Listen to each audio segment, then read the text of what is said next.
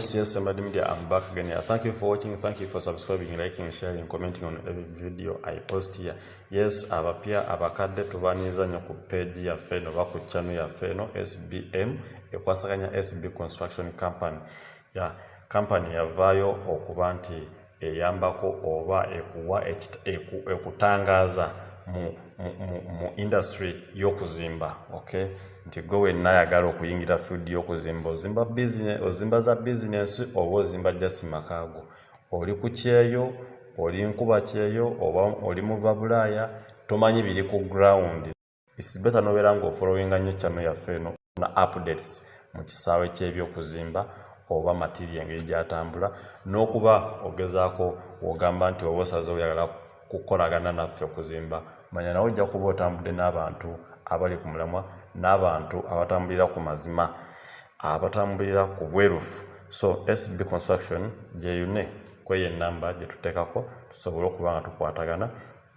Gwatwagadde obeera okujja ku office zaffe, ffe tusangibwa Entebbe Road Kajjansi. Bannange abantu mwenna be tuba tutasobodde kuddamu ku online, ze zino video zengezaako okukola okubaddiramu ewamu. Abamu sibaddamu nga ekibuuzo ekyo nga olusi video nagikoze eggulo, ne nkugamba ddayo watchinge video eyo olabe ekibuuzo ky'obuuza aba nakitaddemu oba mba nkizzeemu. Nti ebibuuzo bye mubuuza byonna olusi bibeera bingi naye ng'ate olusi bifaanagana. That's why bwe nkola video zino mba nnina ebibuuzo byengasse okukola kyokubaddiramu wano. So y'ensonga eyo naddala lwaki ndeeta nnyo zino video ez'owansi ez'omuntu asooka kuba mmwe abasinga okubuuza ebibuuzo ebikwatagana ku zino ennyumba ezitandikibwako. That's why wotunuulira ku videos zange kuliko ennyumba zino ez'omuntu wa wansi okuba nti nnyingi nnyo, olw'ensonga nti mwe abasinga obungi mwe bafoolinga mwe bajja ne babuuza ennyumba ezisookebwako. So tubeebaza bwe tuba tetukuzzeemu bambi tonyiiga togamba oba tetukufuddeeko, osobola okuddamu n'otujjukiza kuba sometime tubeera mu bize, naye osobola okuddamu n'otujjukiza ku namba zaffe ezo bbiri, emu bweba tekuzzeemu ng'odda ku yookubiri, so that ne tuba nga tusobola okuddamu naye nga tetuba tetugaanyi bugaanyi kuddamu. Tukomyewo ne paati yaffe ey'okubiri gye wandiise roofing, that is part 2 at roofing stage.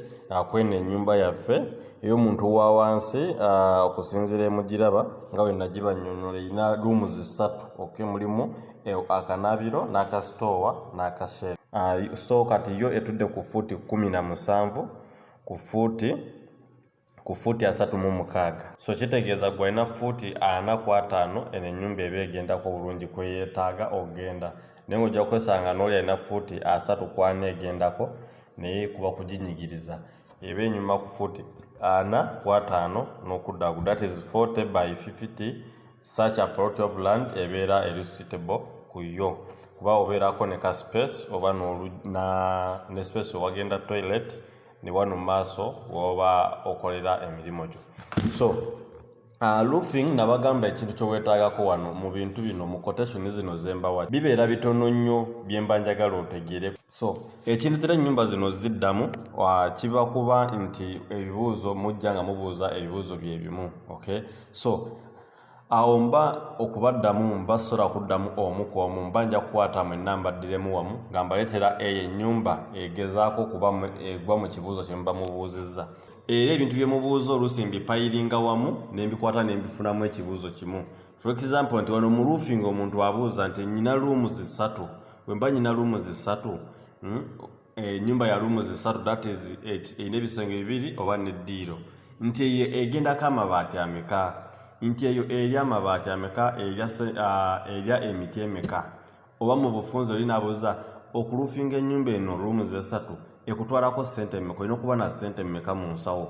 So awo wokka we wabeera main point. Okay, so kati ebimu byensitatinga muno yes obigoberera for a reason nti yinginiyawo yegona bufunye ate obutwa overestimatinga. Okay, so gwe mugaso gumu ku lwaki mbawa quotation zino nti yinginiyawo aleme ku overestimatinga oba kyekyaatujjayo okujja kuno ku media nti bayinginiya abamu bali bava they do overestimate.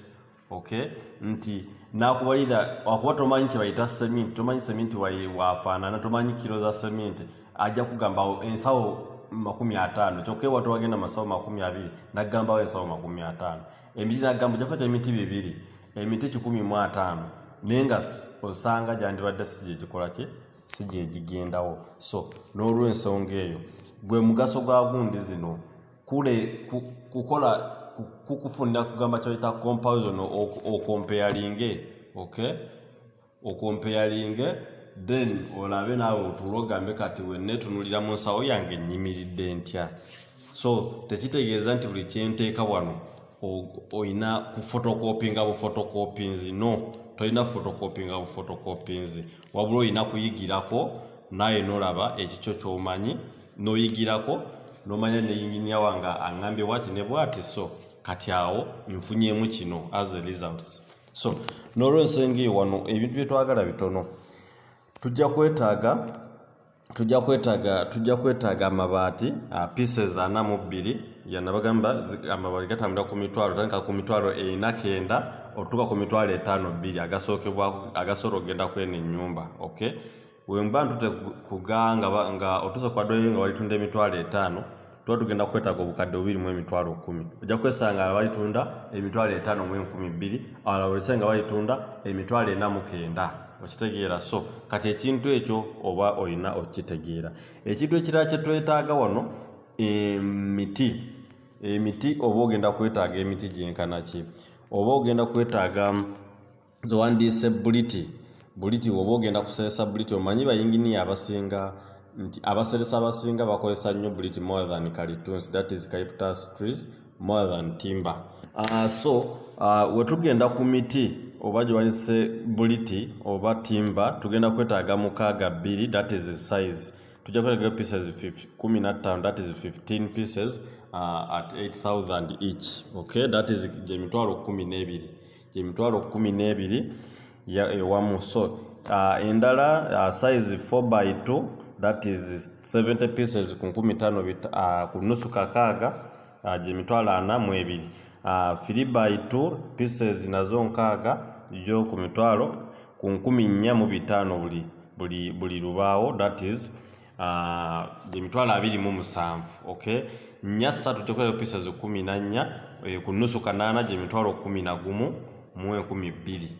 Okay, so kitegeeza ki zino emiti gino waki ojja kwesanga wamu nga bagutunda nusu 15,500 oba kakaaga oba kasanvu, oba oliye akulamulire ebbeeyi agambe oba 5 for a reason nti size yalwo mu bugazi ne mu buwanvu mu buwanvu lubeera mu fuuti 10-12.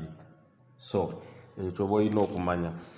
So n'olw'ensonga eyo today ku fascia board tujja kwetaaga pieces 12 ku mitwalo 2, that is fascia board 12 pieces each nga tugifunira ku 20k or 20,000 buli fascia board. Okay, so emisumaali ngenda kugigattamu nti ojja kwetaaga kilo nga 6. Okay, kilo 6 ewamu awo ojja kubeera mu mitwalo nga 3 oba obazeebazeemu ogabanyizaamu nti wali ewamu kilo 10 ewala 15 ewala kilo 8 like that. So ze mtutte wamu emitwalo 3 mu misumaali gyonna gy'ogenda okukozesa mwembuli n'egya roofing nail. Okay, so awo ojja kwetaagayo ridges ojja kwetaaga pieces 18 ku mutwalo gumu kitundu gyemitwalo 27. Okay, ridges we need 18 pieces. Okay, each at 15,000. Okay, ojjofuna emitwalo 27. So laba washa tujja kwetaaga socket 4 packets, that is ku mutwalo. Okay, gyemitwalo nagyo 4. Kyekirala awo hoop iron tujja kwetaagayo lolemu ya mitwalo 4. Twetaagayo n'akatimba bando 2 ku mitwalo 4 mu 100 buli bando. Okay, gyemitwalo 8. So nsuubira ebikulu awo biba biweddeyo bye twetaaga kweno level. So ojja kuteekako ne transport emitwalo 10 according to the allocation yo weeri okuva gy'ogenda okugula ebintu. Naye nga transport mostly hardware zikola ki zimuketalinga as a free service. So kati ekyo sitera nnyo kiteekako nnyo, that's why muwadde emitwalo 10. Okay, so ogenda okulaba nga toto yaffe ewamu w'ogattagattamu tubeera mu miliyoni 4 mu emitwalo 34 mu 14, which is 4,344,000 Ugandan shillings, the sente ze tuba twetaaga. Okay, that is material cost. Okay, ye material cost gye tuba twetaaga. So kati awo w'ogattako omuntu agenda okuteekamu ka siringi yo roughly mba ngenda kugamba ojja kuba weetaaga miliyoni 1.5 gy'oba weetaaga okukuba mu siringi nga tekuliko leba. So awo ekitutwala ku miliyoni 5 nga mu emitwalo 8 ze sente z'oba ogenda okuba nga weetaaga. Naye ng'era ennyumba eno w'ogizzaayo n'olaba n'endala n'endala gye nabakolerako era efaanana bweti mu fashion bweti, era naye ogenda okulaba twali mu miliyoni, zaali mu miliyoni nga era 5 muzitambulire omwo. For the reason lwaki sente zino zikyukamu kisinziira size y'ennyumba yo gy'oba osazeewo oyo yingini gy'aba agenda okukolera. Otherwise goyena yandyetaze okuzimbira oba okukolera omulimo ogugwa mu ttuluba ly'okuzimba, that is masannyalaze, mazzi, kufunira house plan oba kuzimbira oba kurufingira, kyonna ekigwa mu kkubo ly'okuzimba, nti ennyumba yo okuva weetandika paka weggwa n'ogiyingira, fe SB Construction tuba tukikwasaganya oba tuba tusobola okukwasaganya nga tutambulira ku mulamu ogw'obwerufu ogw'amazima. So n'ensonga eyo manya oba otambudde n'abantu abatuufu, kuba twavaayo okuweereza omuntu oyo omuntu oyo abaddewo agamba nti abazimbi bayaaya, abazimbi babbi, naddala bankuba kyeyo. Era obujulizi bwe tuyina bwebwo nti tukoledde nnyo bankuba kyeyo even more than abo abali mu ggwanga ano mu Uganda currently. Tusinze kukolera nnyo bankuba kyeyo because tutwayingako kuzimba trust mu bantu nti n'oba toliiwe Kampala osobola okufuna ekintu ekirungi oba okukolebwa oba okufuna service ennungi more than ng'oli ne Kampala. So tubagala nnyo, musigaleeko nga mwekumiddeko. See you next time. Bye bye.